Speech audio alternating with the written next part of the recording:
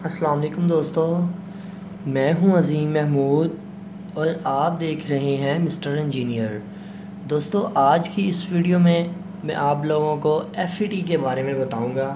आज की इस वीडियो में हम ये देखेंगे कि एफईटी क्या चीज़ होती है और इसे चेक कैसे किया जाता है, ये किस किस जगह पर इस्तेमाल होती है। तो दोस्तों चलिए शुरू करते हैं।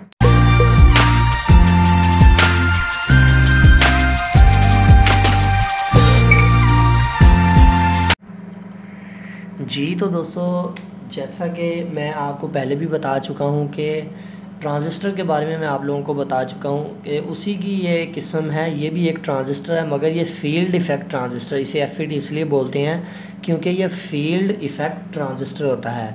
तो अगर हम एफईटी की तारीफ़ करें तो उसका मतलब ये होता है कि एफईटी का मतलब है फील्ड इफ़ेक्ट ट्रांजिस्टर। इससे पहले हम ट्रांजिस्टर की भी वीडियो बना चुके हैं, उसके बारे में पढ़ चुके हैं, उसे कैसे टेस्ट किया जाता है, वो क्या चीज़ है, कहाँ कहाँ पर इस्तेमाल होती है। अगर आप नए हमारे व्यूअर्स हैं तो आप उसे भी ज़रूर देखिएगा। तो आज की इस वीडियो में हम एफईटी के बारे में बात करें। अगर हम एफईटी की टाइप्स के बारे में बात करें तो इसकी बेसिकली दो टाइप्स हैं।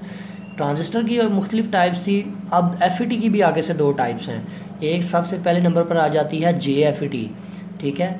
इसमें एन चैनल एफईटी होती है और पी चैनल एफईटी होती है। उसके बाद दूसरी टाइप आ जाती है मॉसफेट। मॉसफेट का मतलब होता है metal oxide semiconductor field effect transistor, जबकि जेएफईटी का मतलब होता है जंक्शन फील्ड इफेक्ट ट्रांजिस्टर। ये इन दोनों में डिफरेंस होता है। तो अब आपके सामने ये कुछ एफईटीज़ पड़ी हुई हैं, हम इनको टेस्ट करेंगे, कुछ प्रैक्टिकल्स के ज़रिए भी टेस्ट करेंगे, कुछ ये एनालॉग मल्टीमीटर के ज़रिए भी टेस्ट करेंगे।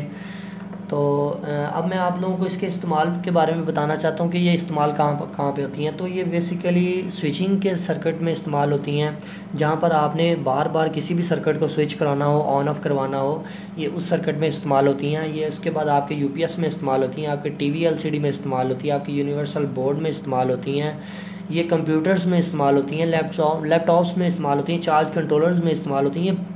तकरीबन इलेक्ट्रॉनिक्स की जितनी भी प्रोडक्ट्स हैं उनमें ये एफईटीज़ का बहुत ही अच्छा किरदार है। ये आपकी जो बड़ी एफईटी है ये कंप्यूटर की पावर सप्लाई में भी होती है, उसके अलावा ये आपकी टीवी की पावर सप्लाई में भी लगी होती है। तो इस तरह ये हर जगह पर तकरीबन इस्तेमाल होती हैं। इनका बेसिक काम ये पावर को कंट्रोल भी करती हैं, स्विचिंग भी कराती हैं, एम्पलीफिकेशन के लिए भी काम करती हैं, ये यूपीएस में भी काम करती हैं। यूपीएस से हमें जब आउटपुट लेनी हो तब हम इनको इस्तेमाल करते हैं एम्पलीफिकेशन के लिए। तो दोस्तों अब हम इसे चेक कर लेते हैं कि एफईटी को चेक कैसे किया जाता है। एफईटी को चेक करने के लिए ये हमारे पास कुछ एफईटीज़ पड़ी हुई हैं, हम ये देखेंगे इनमें कौन सी एफईटी ख़राब है और कौन सी एफईटी बिल्कुल ठीक है। सबसे पहले आपने अपने एनालॉग मल्टीमीटर, कोई भी मल्टीमीटर हो, एनालॉग हो डिजिटल हो, दोनों का तकरीबन यही सेम तरीकाकार होगा। मैं आपको बता दूंगा कैसे रीडिंग चेक करते हैं। सबसे पहले आपने अपने मीटर को 0 ओम के ऊपर सेट करना है, ये इसकी प्लॉट 0 के ऊपर सेट कर ली, ठीक है। इसके बाद मैं ज़रा आपको दिखाता हूँ, ये एफईटी सामने रख कर ये बड़ी एफईटी को पकड़ लेते हैं। अब मैं एक चीज़ इसमें भूल गया हूँ, वो ये कि इसके 3 टर्मिनल्स होते हैं। इसमें होता है पहले नंबर पर गेट, दूसरे नंबर पर होता है ड्रेन, तीसरे नंबर पर होता है सोर्स। आप यूँ समझ लें कि ये गेट है, ये ड्रेन है और ये सोर्स है। सोर्स से हम आउटपुट लेते हैं, गेट से हम पल्स देते हैं और इनपुट हम यहाँ से सेंटर वाली लैग जिसे हम ड्रेन कहते हैं वहाँ से देते हैं। जबकि अगर हम एक आम ट्रांजिस्टर की बात करें तो उसमें अमीटर, बेस और कलेक्टर होते थे, तो इसमें ज़रा थोड़ा सा डिफरेंस है। तो अब मैं आप लोगों को इसकी चेकिंग के बारे में बताना चाहता हूँ। चेकिंग इसकी हम दो तरीके के साथ करेंगे। एक तो हम एनालॉग मल्टीमीटर के साथ करेंगे, दूसरी हम इसे प्रैक्टिकली तौर पर करेंगे, इसे पावर सप्लाई देकर इसे देखेंगे क्या वाकई ये स्विचिंग का काम करती है। तो चलिए सबसे पहले शुरू करते हैं। ये आपके पास मीटर की 2 प्रोड्स हैं, मीटर हमारा ठीक से काम कर रहा है, ओहम की कंटिन्यूटी के ऊपर है। तो अब सबसे पहले आपने ये जो ड्रेन और सोर्स है, गेट को नहीं आपने छेड़ना, ड्रेन और सोर्स के ऊपर आपने ये दोनों प्रोड्स लगानी है। ये देखिए, जैसे ही आप ड्रेन और सोर्स के दरमियान के ऊपर प्रोड्स लगाएंगे तो आपकी जो ये मीटर की नीडल है ये 7 के करीब तकरीबन आएगी, ठीक है। तो अगर हम इन्हीं प्रोड्स को हम उल्टा लगाएं तो ये आगे नहीं आएगी। इसका मतलब ये हुआ कि हमारी ये एफईटी बिल्कुल ठीक है। और इसके बाद हमारे पास एक ये एफईटी है, इसे भी टेस्ट कर लेते हैं। वैसे ही एक साइड से बोलेगी, एक साइड से नहीं बोलेगी। अब इसमें जो एन चैनल मॉसफेट्स हैं वो उनकी भी एक अकसाम है और एक पी चैनल मॉसफेट है, उसके बारे में भी मैं आप लोगों को बताता हूँ। तो पहले ज़रा इसकी चेकिंग कर लें। इसके बाद हमारे पास एक ये FAT है, इसको भी चेक कर लेते हैं। एक साइड से ये बोलेगी, एक साइड से नहीं बोलेगी। ये देखें, एक साइड से बोल रही हैं सारी, एक साइड से नहीं बोलेंगी। अगर आप गेट के साथ लगाते हैं, गेट के साथ कोई फ़र्क नहीं पड़ेगा। गेट ने जल्द पल्स देनी होती है कि चलो भाई ऑन हो जाओ, ठीक है। जब उसको पल्स मिलती है तो गेट ऑन करवा देता है, तो ये भी ठीक है। अब हम देखते हैं इनमें फॉल्टी कौन सी है। ये भी ठीक है, ज़रा जल्दी के साथ चेक कर लेते हैं कि इनमें से फॉल्टी वाली कौन सी है। ये मैंने तकरीबन तमाम जो FATs हैं ये मैंने पावर सप्लाई में से निकाली हैं। तो ये देखें, ये हमारे पास ये रीडिंग फुल शो कर रही है। तो अगर मैं इसके गेट के साथ भी इसकी एक प्रॉड को लगाता हूँ तो ये देखें, ये तीनों टांगों के ऊपर, अगर मैं गेट के ऊपर भी लगाता हूँ तो ये इधर इधर दोनों साइड से हमें फुल रीडिंग शो कर रही है। इसका मतलब ये हुआ कि ये हमारी जो ये FAT है ये ख़राब है, ठीक है। ये है वैसे बेसिकली FAT, मगर ये ख़राब है। आप ये ना समझना कि ये ट्रांजिस्टर, ये FAT ही है। ये देखें, मैं अगर किसी भी प्रॉड के साथ लगाता हूँ तो ये फुल शॉर्ट बोल रही है। इसका मतलब ये हुआ कि हमारी ये FAT बिल्कुल शॉर्ट है और ये ख़राब है। बाकी हमारी ये वाली UPS में इस्तेमाल होती है। इसका ये जो बैक वाला सिरा है ये ड्रेन के साथ सेंटर वाली लेग के साथ मिला होता है, ये शॉर्ट बोलेगा। इसका मतलब ये है ये दोनों आपस में जुड़े हुए हैं। तो अगर मैं इसे ऐसे चेक करूँ तो ये देखें, ये भी आपको बिल्कुल ठीक रीडिंग दे रहा है, ठीक है। तो ये तो था इनको चेक करने का तरीकाकार। अब मैं ज़रा आप लोगों को इसकी जो दो टाइप्स हैं, N चैनल और P चैनल, को कैसे चेक किया जाता है। मेरे पास इस वक्त दो ये MOSFET हैं, इनमें से एक N चैनल है और एक P चैनल है। तो मैं ये भी बताता हूँ P चैनल और N चैनल कैसे फाइंड किया जाता है। ये देखें, जो ड्रेन, जो सेंटर वाली जो लेग होती है ये ड्रेन होती है। ये ट्रांजिस्टर की बैक साइड से इस हीट सिंक्स के साथ मिली होती है। तो आपने एक प्रॉड इधर लगानी है और एक प्रॉड इधर लगानी है, ठीक है। ये रीडिंग नहीं दे रही। अब मैं इसे उल्टा लगाता हूँ, ठीक है, यहाँ पर रीडिंग मिल रही है। तो ये जो सेंटर के ऊपर जो भी प्रॉड लगी होगी सेंटर वाली लेग के ऊपर, इसका मतलब है अगर ये पॉजिटिव प्रॉड लगी हुई है तो इसका मतलब ये P चैनल MOSFET है। अब हम ज़रा दूसरी को चेक कर लेते हैं। दूसरी को देखें, दूसरी में इस केस में नहीं बोल रही, जबकि मैं अगर इसे ऐसे उल्टा लगाता हूँ तो ये बिल्कुल ठीक बोल रही है। इसका मतलब ये ड्रेन के ऊपर हमारी नेगेटिव लीड है, यानी कि माइनस वाली लीड है।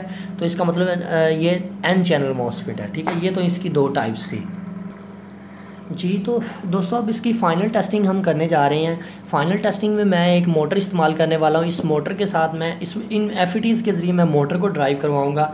मैं ये देखूँगा कि आया अगर मैं इसको चेक करता हूँ कि मेरी MOSFET ठीक है कि नहीं। अगर आपके पास मल्टीमीटर नहीं है तो सबसे आसान तरीका जो है वो मेरे ख्याल से ये वाला जो मैं आपको बताने लगा हूँ। तो ये आपके पास दो प्रॉड्स हैं, ये पावर सप्लाई की हैं। इस वक्त मैंने इसे 12 वोल्ट की पावर सप्लाई देनी है क्योंकि ये मोटर 12 वोल्ट की है, ठीक है।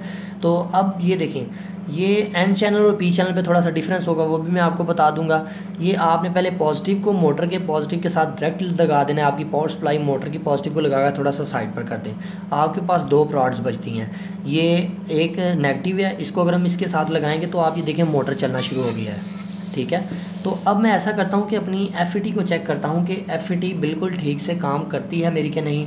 तो सबसे पहले मैं इस FAT को पकड़ लेता हूँ क्योंकि ये N चैनल है। तो इसकी जो मैं गेट वाली लेग है, ये आपने याद रखना है, सबसे पहली बाइनी साइड से जो पहली लेग है वो गेट ही होती है। तो अब मैं ऐसा करता हूँ कि अपने सोल्डरिंग आयरन के साथ इसकी जो ये लास्ट वाली सोर्स वाली लीड है, इसके साथ मैं मोटर की नेगेटिव वायर को लगा देता हूँ। सोर्स यानी कि हम यहाँ से अपना सोर्स ले रहे हैं, ठीक है। और हमारे पास बाकी बचती है ये सेंटर वाली लेग, जिसे हम ड्रेन कहते हैं। यहाँ पर हम इनपुट वोल्टेज देते हैं। अगर मैं यहाँ पर इनपुट वोल्टेज देता हूँ तो ये आप देख सकते हैं कि फ़िलहाल मोटर बंद पड़ी हुई है। तो अगर मैं इसे अपने हाथ की पल्स दूँ, इसे ऐसे इसके गेट को हाथ लगाऊँ तो ये देखें मोटर चलना स्टार्ट हो गया, मगर आहिस्ता आहिस्ता से। अब इसके अंदर थोड़ी सी गूंज की आवाज़ आ रही, जैसे जैसे मैं टच करता हूँ ये देखें हिलने की आपको नज़र आ रही होगी। तो अब मैं इसको मुकम्मल ड्राइव करवाने के लिए इसको पावर सप्लाई देनी पड़ेगी, यानी कि इसके गेट को मुझे पल्स देनी पड़ेगी, चलो भाई ऑन हो जाओ। तो मैं इसके लिए अपने 5 वोल्ट का एक मोबाइल का चार्जर मैं इस्तेमाल करने लगा हूँ। पॉजिटिव के ऊपर मैं पॉजिटिव लगाता हूँ, अगर नेगेटिव के ऊपर नेगेटिव लगाऊंगा तो आप ये देख सकते हैं मोटर चलना स्टार्ट हो जाती है। मैं दोबारा से लगाता हूँ, ये देखें, पहले मैं पॉजिटिव लगाता हूँ तो हल्की सी चलती है, फिर आराम से कम होना शुरू हो जाती है। जैसे ही मैं नेगेटिव लगाता हूँ तो ये फुल स्टार्ट हो जाती है और ये बिल्कुल ठीक काम कर रही है। देखें आप, इसका मतलब ये हुआ कि यहाँ गेट से इसको पल्स मिलती है कि गेट से जब इसे हम पल्स देते हैं चलो भाई स्टार्ट हो जाओ, तो ये स्टार्ट हो जाती है। तो ये तो एन चैनल मॉसफेट थी, इस वजह से हमें नेगेटिव को इसके साथ लगाना पड़ता है। अगर हम पी चैनल मॉसफेट की बात करें, ये हमारे पास पी चैनल जो मॉसफेट थी, अगर इसे मैं लगाऊंगा तो सबसे पहले मुझे ऐसा करना पड़ेगा कि मैं इसके जो पॉजिटिव है उसे नेगेटिव को मैं नेगेटिव के साथ डायरेक्टली अटैच कर दूंगा और इसको दूसरी साइड पर कर दूंगा, क्योंकि ये पी चैनल है, मुझे इसको पॉजिटिव सिग्नल देना है। तो मैं पी चैनल के लिए मैं इसको पॉजिटिव सिग्नल देने के लिए मैं इसके जो सोर्स है उसके ऊपर मैं लगा देता हूँ इसकी आउटपुट, मोटर की आउटपुट, ठीक है, आप ये देख सकते हैं। और मैं इसकी सेंटर वाली लेग के ऊपर इसके पावर सप्लाई दे देता हूँ, ठीक है। तो अब इसे टेस्ट करते हैं। जैसे ही मैं इसे पल्स दूंगा, ये देखें मैं अपने हाथ की पल्स दे रहा हूँ तो ये स्टार्टिंग शुरू हो जाती है। ये देखें, ये आपको नज़र आ रही है, ये देखें हल्की हल्की गूंज होती है। अगर मैं फिर इसे अडाप्टर से इसे सप्लाई देने की कोशिश करूँ, अगर पॉजिटिव लीड ही खाली लगाऊँ तो ये देखें ये स्टार्ट हो गई है हमारी मोटर।